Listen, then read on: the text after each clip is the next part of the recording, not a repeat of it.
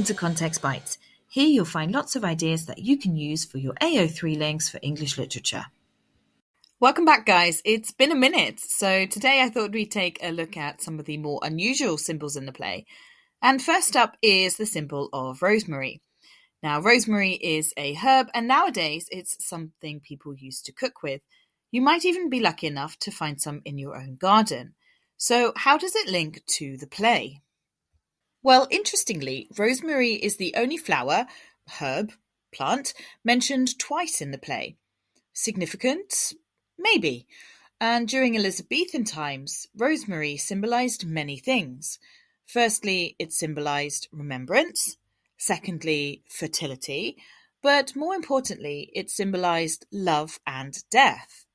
And traditionally, rosemary was used at both weddings and funerals. A little paradoxical when you think that weddings symbolize love and funerals symbolize death. It is the nurse who first mentions rosemary in Act 2, Scene 4, when she states, "Doth not Rosemary and Romeo begin both with a letter?" Remember, at this point in the play, Romeo and Juliet are still falling in love, and so by associating Romeo with rosemary, it could be symbolic of their growing love. On the other hand, it could be an early sign of foreshadowing. Perhaps Shakespeare is reaffirming what we were told in the prologue about death-marked love. Shakespeare is clearly linking Romeo to both love and death early on and does this through the symbol of rosemary. Later, in Act 4, Scene 5, the idea of rosemary is mentioned once again, following Juliet's supposed death. Lord Capulet states, "Our bridal flowers now serve as a bridal corpse." Remember, rosemary was used at both weddings and funerals, and so once again, the flower becomes associated with love and death, a key theme throughout the play. Our second, more unusual symbol, and often one overlooked, is time. Shakespeare often uses time to emphasize the short nature of life and love. We are told in the prologue that the play is 2 hours long, and so from the beginning the audience gets this sense of urgency. Time, or the movement of time, is what drives the plot forward and ultimately creates a sense of inevitability. Juliet is often concerned with time, asking Romeo to stay with her a little longer. And at the end of the play, Romeo and Juliet seem aware that their time is at an end. Thus, "With a kiss I die," Romeo exclaims in Act 5, Scene 3, when drinking the poison. When Juliet stabs herself with a dagger, she exclaims, "This is thy sheath, there rust, and let me die." Upon their deaths, Romeo and Juliet never mention the idea of being reunited in the afterlife. And so Shakespeare portrays their deaths as something final, and therefore reaffirms the idea that life is short or temporary. Perhaps a stark reminder for the audience themselves. Our third and final symbol is linked to falconry. Now, during Elizabethan times, the sport of falconry was extremely popular. The falconer trained the falcon to hunt and then return to them.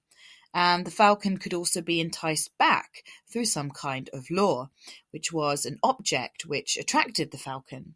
So let's see how we can link this idea to the play. Well, Juliet often uses language linked to falconry. In Act 2, Scene 2, she states, "Hist, Romeo, hist! Oh, for a falconer's voice, to lure this tassel gentle back again. Bondage is hoarse and may not speak aloud, else would I tear the cave where echo lies, and make her airy tongue more hoarse than mine, with repetition of my Romeo." And in this scene, Juliet seems aware of her limitations as a woman within a patriarchal system. She uses the word bondage to suggest her lack of power, freedom, and autonomy. It's therefore interesting that she places herself in the position of falconer. As falconer, she would be able to control the actions of the bird, perhaps therefore suggesting that Juliet herself would be able to control the actions of Romeo. And we do see this idea play out, as Romeo returns to her again and again. She does seem to have some control over him, And so perhaps Shakespeare is subverting the stereotypical role of women by placing her in a position of power. This idea is repeated later on, when Juliet states, "'Tis almost morning, I would have thee gone, and yet no farther than a wanton's bird, who lets it hop a little from its hand, like a poor prisoner in its twisted gyves, and with a silken thread plucks it back again, so loving jealous of his liberty." Here the silken thread once again becomes symbolic of Juliet's control over Romeo. He almost seems bound to her. She lets him fly free, as a falconer would let its falcon fly free, but she expects him to return. Having no control over her own life, she finds some control over Romeo instead. You could even go further to suggest that she becomes the law for Romeo, the object which constantly draws him back to her. And remember, the audience would have understood these references because falconry was an extremely popular sport during Elizabethan times. So there you have it, 3 of the more unusual symbols for you to consider next time you're analysing the play.